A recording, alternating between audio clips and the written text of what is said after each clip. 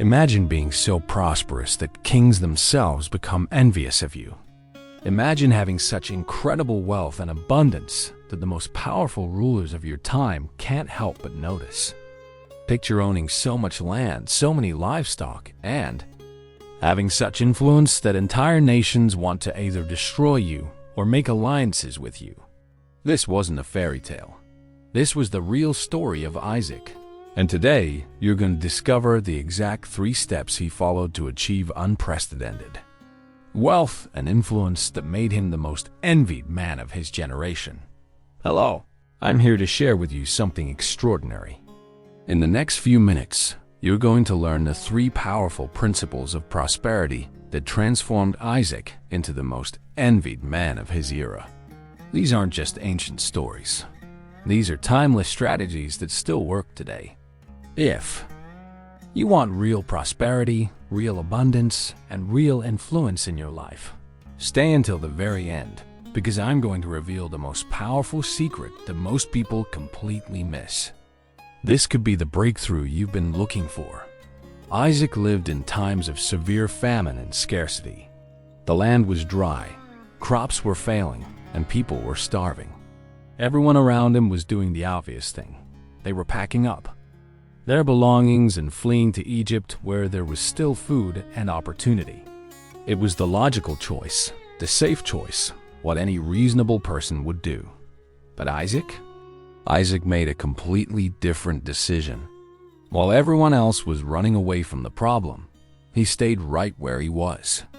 And this single decision, this moment of going against the crowd, this choice to do the opposite of what seemed logical, this changed everything.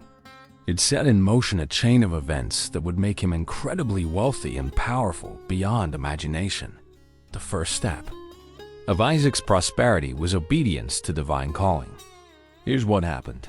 Isaac received a direct command not to go down to Egypt. Think about this. Everyone around him was heading to Egypt for survival. It was the most logical move during a famine. It made complete sense. But Isaac heard a different voice, a different direction. He was told to stay in Gerar, to remain in the very place where there was famine and hardship. The temptation must have been enormous. His servants probably questioned him. His neighbors thought he was crazy. The practical side of his mind was screaming at him to follow everyone else to Egypt. But Isaac chose obedience over logic. He chose to follow the divine direction, even when it seemed counterintuitive. And what happened? God appeared to him and confirmed all the promises of blessing, multiplication, and prosperity. How do you apply this today? First, learn to listen to your inner guidance, your spiritual intuition. Don't always follow the crowd just because it seems safe. Sometimes the right path looks like the most difficult one.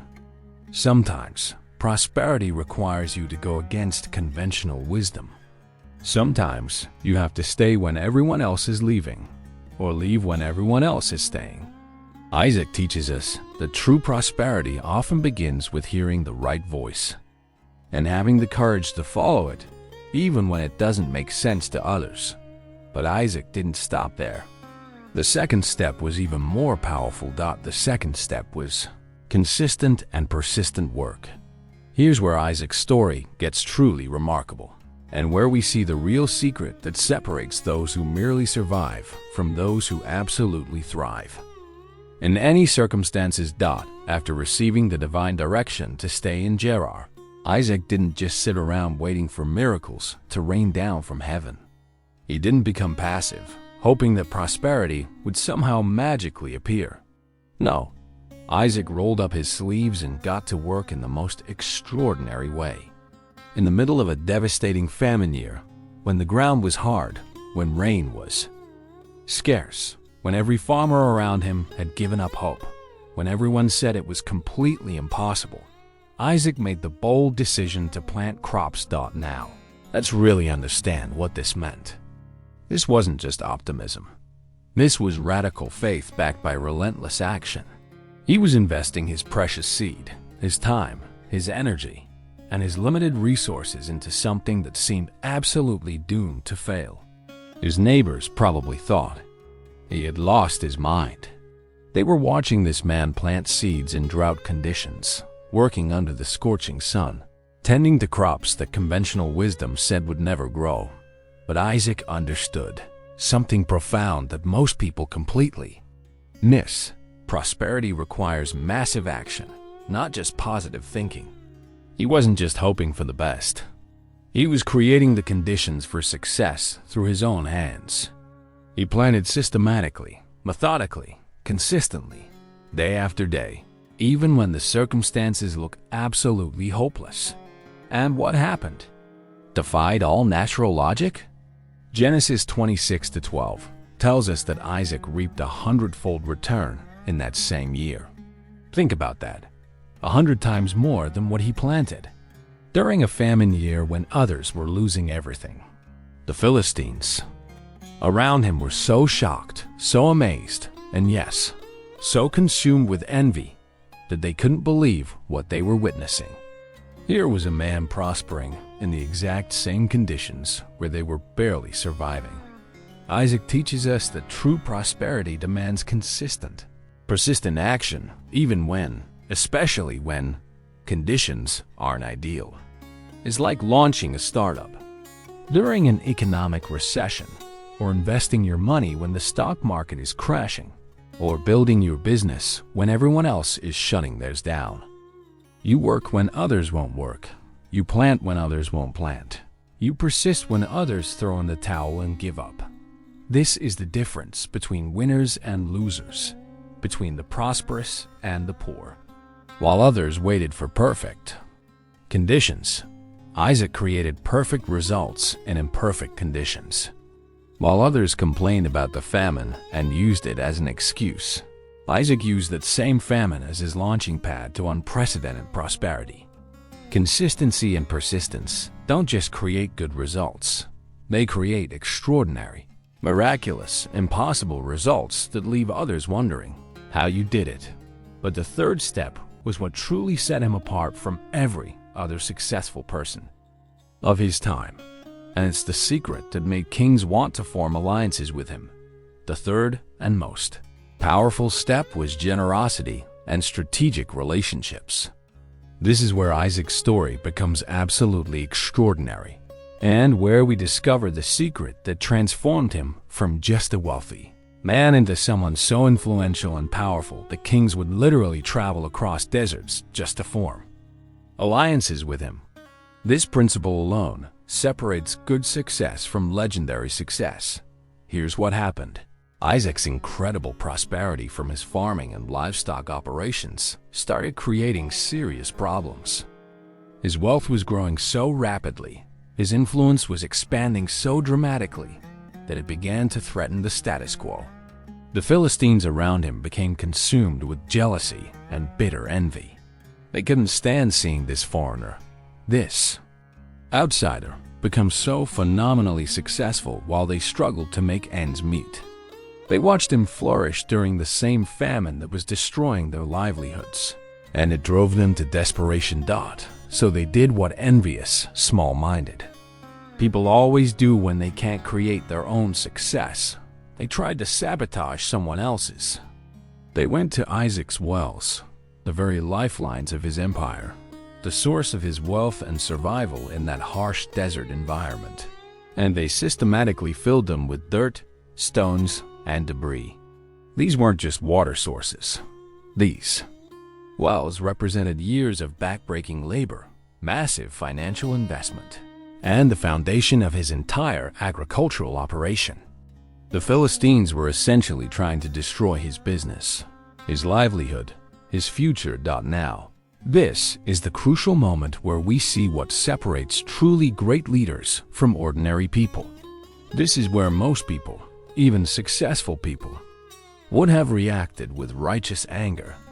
But here's where the story becomes truly remarkable, and where we see the genius of Isaac's strategy. His response of generosity instead of retaliation, his choice of peace over conflict, his decision to create new value instead of fighting over existing resources, his willingness to walk away from what was his rather than engage in destructive battles. This didn't make him look weak or cowardly like his enemies probably hoped. Instead, it made him look incredibly powerful, wise, confident, and secure. Word began to spread throughout the entire region about this extraordinary man who was so confident in his ability to create wealth that he would rather dig new wells than fight over old ones. Stories traveled about a leader who was so secure in his prosperity that he could afford to be generous with his enemies.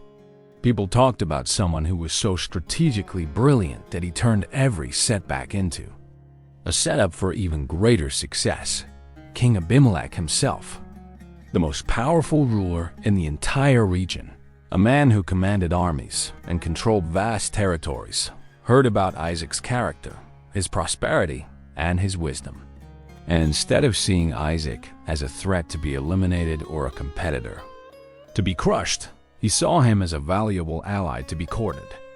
The king personally traveled to Isaac, bringing his top military commanders and his most trusted advisors, and said something absolutely stunning that reveals the true power of Isaac's approach. "We have certainly seen that the Lord is with you. We have observed your success, your character, your wisdom. We want to make a formal treaty with you. We want to be your allies, not your enemies." Think about the magnitude of what just happened here. A king, with all his political power, military might, and royal authority, was essentially asking Isaac for a partnership. Isaac had become so prosperous, so influential, so respected throughout the land that royalty was actively seeking his friendship and alliance. This wasn't just about his material wealth. This was about his reputation, his character, his strategic brilliance, and his ability to turn enemies into allies. Isaac had achieved something that money alone can never buy. He had earned the respect and admiration of his enemies. He had become so powerful that people wanted to be associated with him rather than fight against him. His generosity and strategic relationship building had elevated him to a level where kings saw him as an equal, where his friendship was considered more valuable than conquest. This teaches us that genuine generosity generates exponentially more wealth and influence than greed, revenge, or aggressive competition ever could. By avoiding destructive conflicts and choosing to create new value instead of fighting over existing resources, Isaac preserved his time, energy, and resources for what really mattered: building his empire and expanding his influence. By treating people with dignity and respect, even when they mistreated him, he built an unshakable reputation that opened doors no amount of money could open. In today's world, this translates to authentic networking, resolving conflicts with wisdom rather than litigation, investing in long-term relationships instead of short-term victories, and understanding that sometimes you have to lose small battles to win much bigger wars. Isaac understood that your network determines your net worth, that relationships are the ultimate currency, and that generosity is the highest form of intelligence. His approach didn't just make him wealthy, it made him legendary, influential, and ultimately more powerful than the kings who sought his alliance. Let me bring all of this together for you, because what you've just witnessed isn't a collection of random events. This is a systematic blueprint for unprecedented prosperity that still works today. Recapping: Isaac's 3 steps to prosperity. First, obedience to divine calling. Following the right direction, even when it goes against conventional wisdom. Second, consistent and persistent work. Taking massive action, even when conditions seem impossible. Third, generosity and strategic relationships. Building influence through character rather than force. But here's what most people miss. Notice how each step builds powerfully upon the previous one. This isn't coincidence. This is a proven system. The obedience gave Isaac the right foundation and direction. The consistent work created the wealth and resources. But it was the generosity and relationship strategy that transformed him from Just another rich man into someone so influential the king sought his alliance. You see, anyone can get lucky once. Anyone can have a good year or stumble into some money. But Isaac created sustainable, multiplying, kingdom-level prosperity that lasted for generations. He didn't just get rich. He built a legacy that made his descendants the envy of nations. This isn't luck, this isn't accident, this isn't just ancient history. This is a replicable system, a proven formula that has been tested by time and validated by results. Isaac left us the exact blueprint for turning ordinary circumstances into extraordinary outcomes. Now I want to ask you a direct question, and I want you to really think about this. Which of these 3 steps do you most need to apply in your life right now? Are you struggling with step 1, hearing and following the right direction, even when everyone around you is going a different way? Are you stuck on step 2, taking consistent, persistent action even when the conditions aren't perfect? Or is it step 3, building strategic relationships through generosity instead of trying to win through force and competition? Here's what I know about you. You didn't watch this entire video by accident. Something inside you is hungry for real prosperity, real influence, real success that goes beyond just making money. You want the kind of success that Isaac had. The kind that makes you respected, that builds a lasting legacy, that creates opportunities for generations. I want to hear from you right now. Comment below and tell me what your biggest challenge is when it comes to building prosperity. Is it hearing the right direction? Is it staying consistent when things get tough? Or is it learning to build relationships strategically? Share your struggle because I read every single comment. And your breakthrough might be exactly what someone else needs to hear. If this video has opened your eyes to something new, if you can see how these ancient principles apply to your modern life, if you're ready to stop making excuses